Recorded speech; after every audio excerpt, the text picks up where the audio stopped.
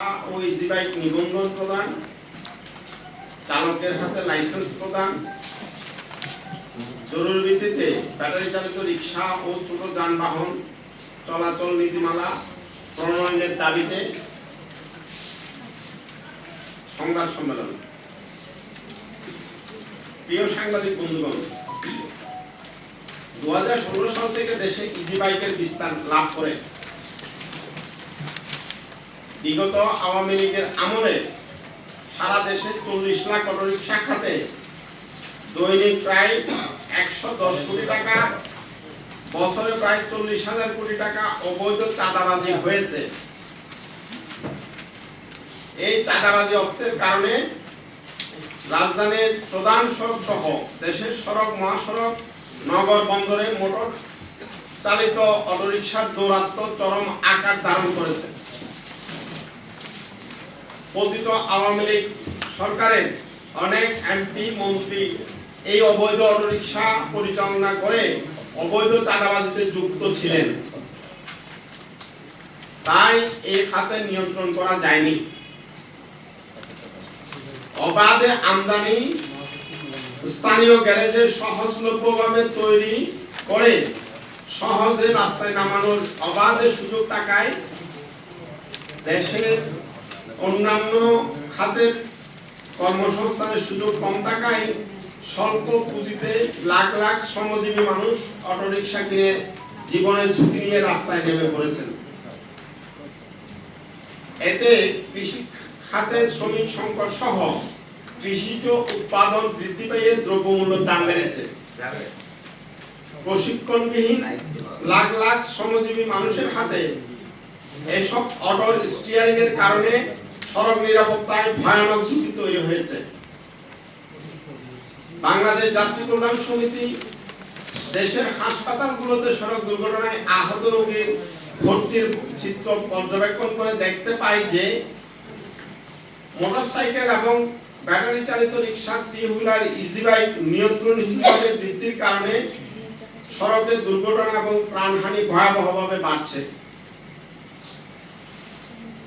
বিগত 2023 সালে এক বছরে জাতীয় অর্থোপেডিক হাসপাতাল, যেটাকে আমরা পঙ্গু হাসপাতাল বলি, এখানে 14,357 জন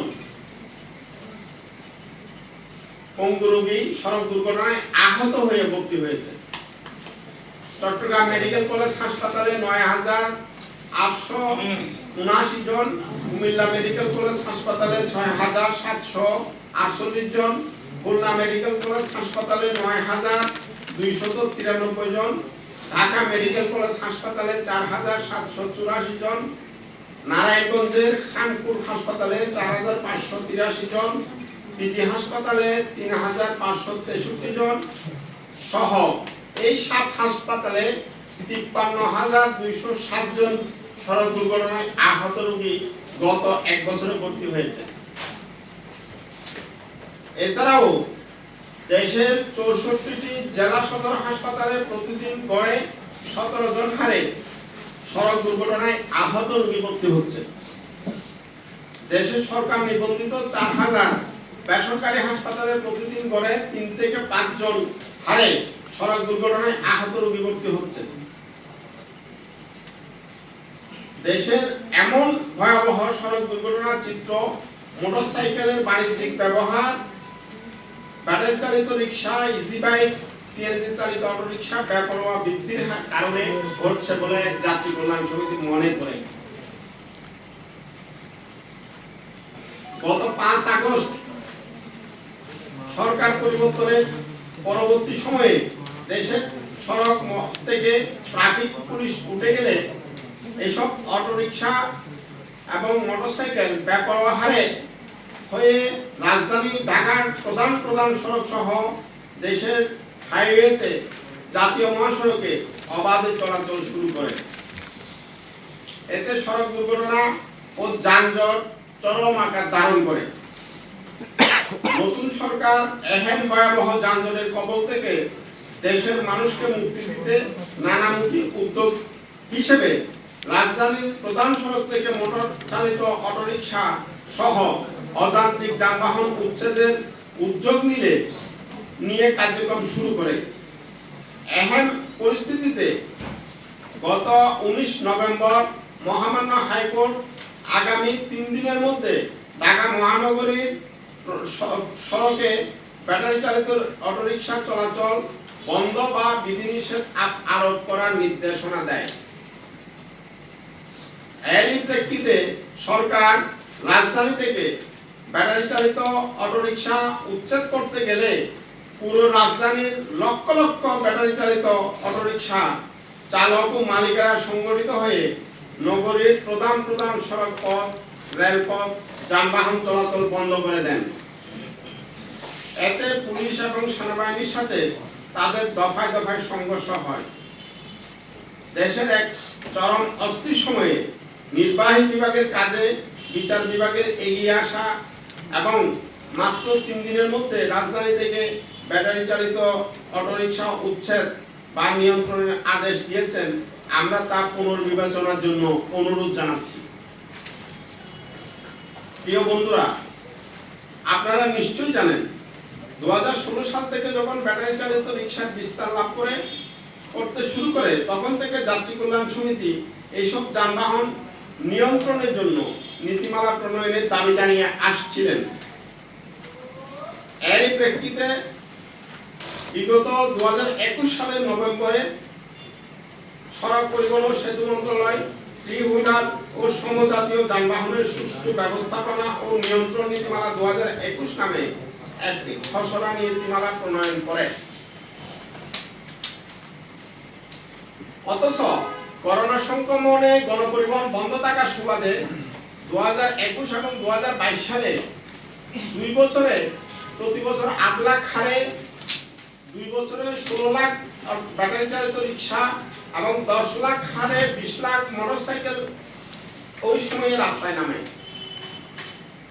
সাথে সাথে সারা দেশে এইসব যানবাহনের কারণে যানজট এবং দুর্ঘটনা দ্বিগুণ হলেও এসব যানবাহনের কারণে যানজট এবং দুর্ঘটনা দ্বিগুণ হলেও অদৃশ্য কারণে সড়ক পরিবহন মন্ত্রণালয় এইসব যানবাহন চলাচল নীতিমালাটি এখনো চূড়ান্ত করেননি।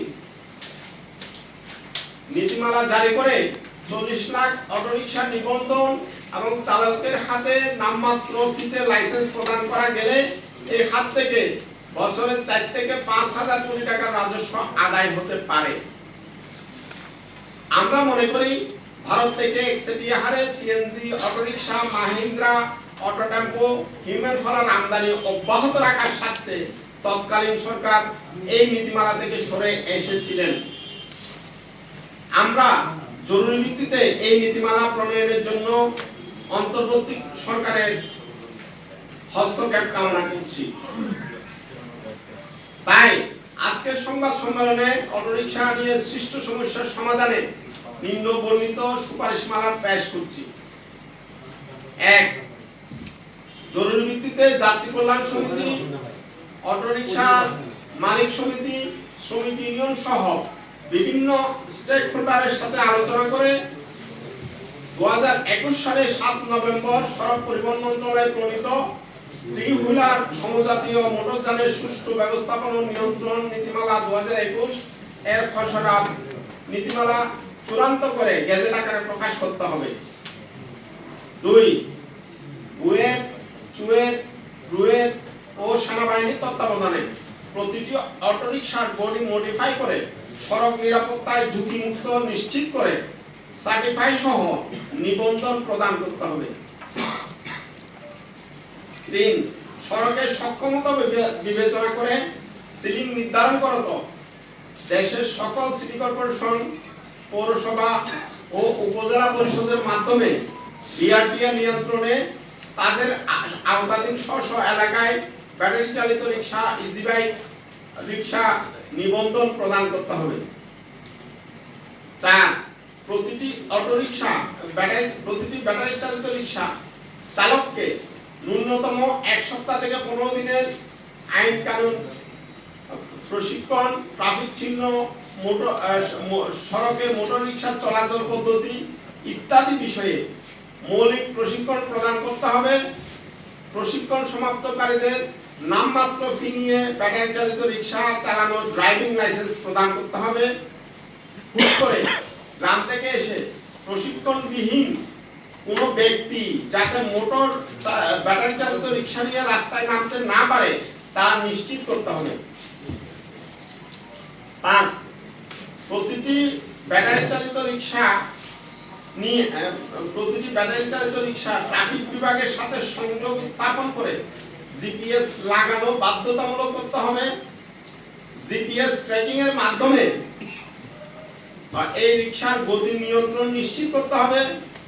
রাজধানীর প্রধান সড়ক, দেশের হাইওয়ে অথবা উপজেলা পৌরসভা প্রধান সড়কের যে অংশটুকু সরকার এই রিক্সা মুক্ত রাখতে চাইবে সেই সড়কে প্রবেশ করা মাত্র জিপিএস এর মাধ্যমে ট্রাফিক বিভাগ অটো জরিমানা হবে এমন পন্থায় এইসব অটোরিকশার নিয়ন্ত্রণ নিশ্চিত করতে হবে। 6 ইজি বাইক, ব্যাটারি চালিত রিক্সা, সিএনজি চালিত অটোরিকশা জাতীয় মহাসড়কে চলাচল কঠোরভাবে বন্ধ করতে হবে। রাজধানীর প্রধান সড়কে এবং দেশের শহরগুলোর প্রধান সড়কে ইজি বাইক চলাচল নিষিদ্ধ করতে হবে। 7 জরুরি ভিত্তিতে ব্যাটারি চালিত রিক্সা ও যন্ত্রাংশ আমদানি বন্ধ করতে হবে। 8 ব্যাটারি চালিত অটোরিকশা ভাড়া নৈরাজ্য বন্ধে প্রতিটি এলাকায় নিবন্ধনকারী কর্তৃপক্ষ, যাত্রী কল্যাণ সমিতি ও মালিক সমিতির মতামত নিয়ে গণশুনানি করে এলাকা ভিত্তিক আলাদা আলাদা ভাড়া নির্ধারণ করে দিতে হবে। আমাকে শুনবার জন্য আমি ধন্যবাদ জানাচ্ছি। আমাদের